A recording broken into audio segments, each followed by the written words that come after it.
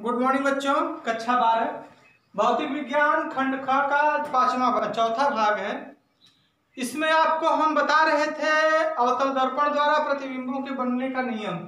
3 नियम आपको बता दिए थे। पहला नियम था यदि वस्तु अनंत पर हो तो उसका प्रतिबिंब कहाँ बनेगा। दूसरा बताए थे यदि वस्तु वक्रता केंद्र तथा अनंत के बीच में हो तो कहाँ बनेगा। और तीसरा था आपका यदि वस्तु वक्रता केंद्र पर हो तो उसका प्रतिबिंब कहाँ बनता है। इसके बाद चौथा पॉइंट है यदि वस्तु वक्रता केंद्र तथा मुख्य फोकस पर स्थित हो।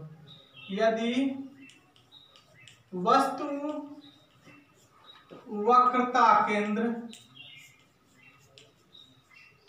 तथा मुख्य फोकस पर स्थित हो। ये सब चीजें मैंने आपको कक्षा 10 में भी बताया था। सामने आ जाने पर मैं इसमें भी बता दे रहा हूं, इसको समझते रहिएगा। जहां ना समझ में आए वहां कमेंट करके या डायरेक्टली स्कूल में मिल करके आप हमसे इसका समाधान पूछ सकते हैं। यदि वस्तु वक्रता केंद्र तथा मुख्य फोकस के बीच में स्थित हो तो उसका प्रतिबिंब कैसा बनता है देख लिया जाए। तो फिगर के माध्यम से बता दे रहे हैं भाई। यह आपका ध्रुव है। Centre point of mirror we can say pole. यह ध्रुव है आपका। यह मुख्य फोकस है। यह आपका वक्रता केंद्र है। कह रहा है कि ये दोनों जगह के बीच में अगर वस्तु रखी गई हो, मान लीजिए वस्तु यहाँ रखी गई है, ऑब्जेक्ट ओ और डैश मान लेते हैं,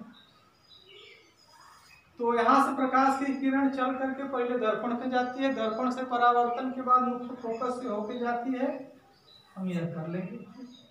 इसके बाद दूसरा का फिर फोकस से लेके जाएंगे। मुख्य फोकस से होकर के जाने वाली प्रकाश की किरणें दर्पण से परावर्तन के बाद मुख्य अक्ष के समांतर हो जाती है। इनके समांतर हो गई और यहाँ पर इसका एक प्रतिबिंब बन गया। कटान बिंदु पर इसको हम आई डैश से निरूपित करते हैं। इमेज हो गया। यदि वस्तु वक्रता केंद्र तथा मुख्य फोकस के बीच में स्थित हो तो उसका प्रतिबिंब अनंत तथा वक्रता केंद्र के बीच में वास्तविक, उल्टा तथा आकार में वस्तु से बड़ा बनता है। इसके बाद अगला नंबर आता है यदि वस्तु मुख्य फोकस पर स्थित हो। अगला नंबर है आपका यदि वस्तु मुख्य फोकस पर स्थित हो। यदि वस्तु मुख्य फोकस पर स्थित हो तो उसका प्रतिबिंब कैसा बनता है। आइए फिगर के द्वारा इसको भी देख लेते हैं। यह हमारा अवतल दर्पण है। यह मुख्य अक्ष है, यह ध्रुव है, यह फोकस है, यह केंद्र है। कह रहा है वस्तु यदि यहाँ स्थित हो तो इसका प्रतिबिंब कहाँ बनेगा।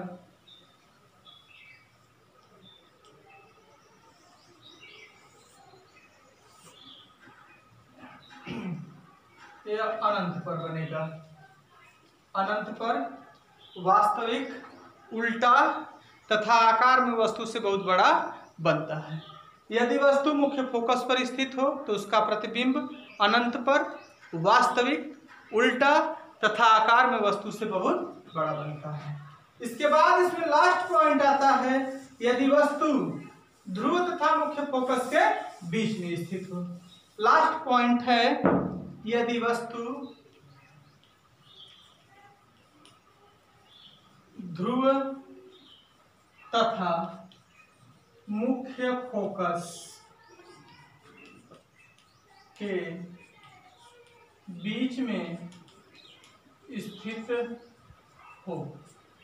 यदि वस्तु मुख्य फोकस तथा ध्रुव के बीच में स्थित हो तो उसका प्रतिबिंब कैसा बनेगा।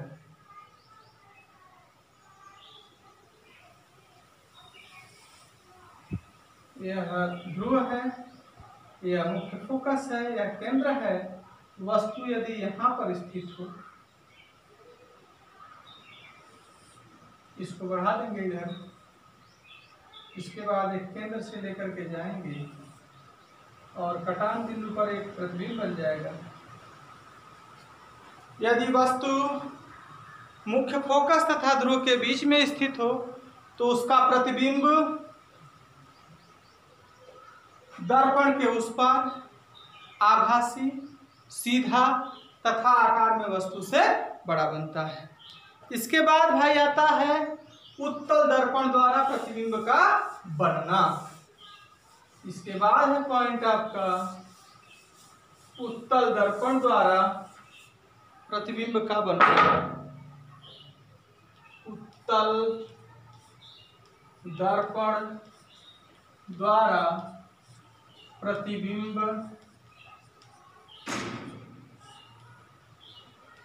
का बनना। उत्तल दर्पण द्वारा प्रतिबिंब का बनना, इसमें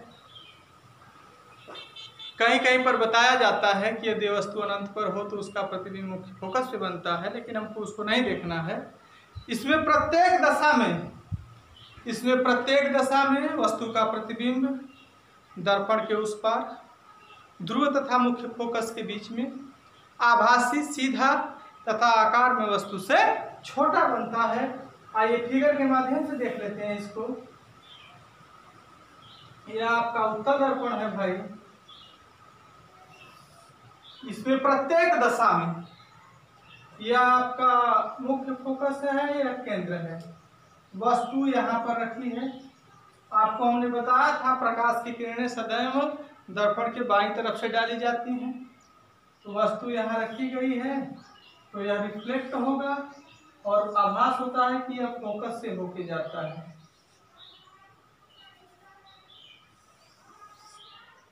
यह फोकस से होके जाता है भाई। इसके बाद एक केंद्र से होके जाएगा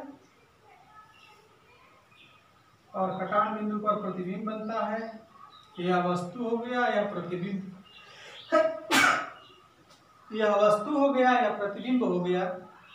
कहने का मतलब उत्तल दर्पण पर प्रत्येक दशा में वस्तु का प्रतिबिंब दर्पण के उस पार, ध्रुव तथा मुख्य फोकस के बीच में, आभासी, सीधा तथा आकार में वस्तु से छोटा बनता है। यह तो हो गया प्रतिबिंबों के बनने बनाने का नियम। इसके बाद हाँ सर नमस्ते। इसके बाद आता है आपका एफ तथा आर में संबंध। हाँ सर नमस्ते। Relationship between R and F. Relationship between R and F. इसमें केवल परिभाषा देना है, निगमन नहीं है आप में। यदि दर्पण का द्वारक छोटा हो, यदि दर्पण का द्वारक छोटा हो तो फोकस दूरी वक्रता त्रिज्या की आधी होती है, या F is equal to R by, F बराबर R बाई 2। यदि दर्पण का द्वारक छोटा हो तो फोकस दूरी वक्रता त्रिज्या की आधी होती है, F बराबर R बटे 2। This is the relationship between F and R। अब इस पर सवाल यदि पूछता है तो आप सवाल लगा सकते हैं। कहेगा किसी अवतल दर्पण की फोकस दूरी 50 सेंटीमीटर है, या आपसे पूछ दे किसी अवतल दर्पण की फोकस दूरी -25 सेंटीमीटर है, then you tell us about R। तब हमें R के बारे में बताइए। तब आप क्या करोगे भाई, F के स्थान पे -25 R बाई 2 करोगे, या R is equal to -25 into 2, या R is equal to -50 centimetre. यदि कह दे उत्तल दर्पण, किसी उत्तल दर्पण की फोकस दूरी 20 सेंटीमीटर है, F is equal two plus, तो उस परिस्थिति में पॉजिटिव होगा, क्योंकि ध्रुव से दाहिनी तरफ जाने पर प्लस और ध्रुव से बाईं तरफ आने पर माइनस होता है। तो उत्तल दर्पण की फोकस दूरी हमेशा पॉजिटिव और अवतल दर्पण की फोकस दूरी हमेशा नेगेटिव होती है।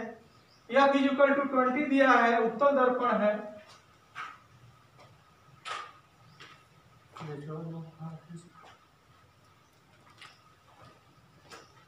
इसके लिए f is equal to r/2। f का मान आपका 20 है, 20 इज इक्वल टू r/2 या r इज इक्वल टू हो जाएगा 20 इंटू 2। आंसर आपका 40 सेंटीमीटर आएगा। इस दशा में वक्रता त्रिज्या आपका प्लस 40 सेंटीमीटर आएगा। इसके बाद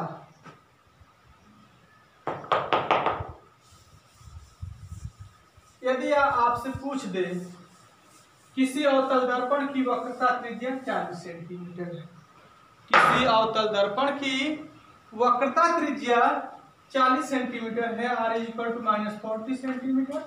आपसे मैंने कहा कि यदि अवतल दर्पण रहेगा तो फोकस दूरी हो चाहे वक्रता त्रिज्या हो वह ऋणात्मक होगी, और उत्तल दर्पण रहेगा तो फोकस दूरी हो चाहे वक्रता त्रिज्या होगा धनात्मक होगा। उत्तल में धनात्मक, अवतल में ऋणात्मक।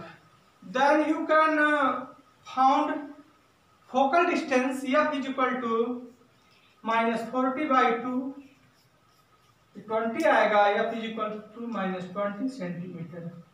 अवतल दर्पण की फोकस दूरी 20 सेंटीमीटर आएगी। इसके बाद कल के वीडियो में आपको बताऊंगा अवतल दर्पण की सहायता से UVF में संबंध। अवतल दर्पण की सहायता से UV तथा F में संबंध। UV तथा F में क्या संबंध होता है? सब दर्पण के लिए, चाहे अवतल हो चाहे उत्तल हो, सब में होता है 1/f is equal to 1/v plus 1/u। कल के वीडियो में इसको कैसे सिद्ध करना, कैसे डिस्क्राइब करना है, मैं आप लोगों को बताऊंगा। आज के वीडियो में बस इतना ही। धन्यवाद।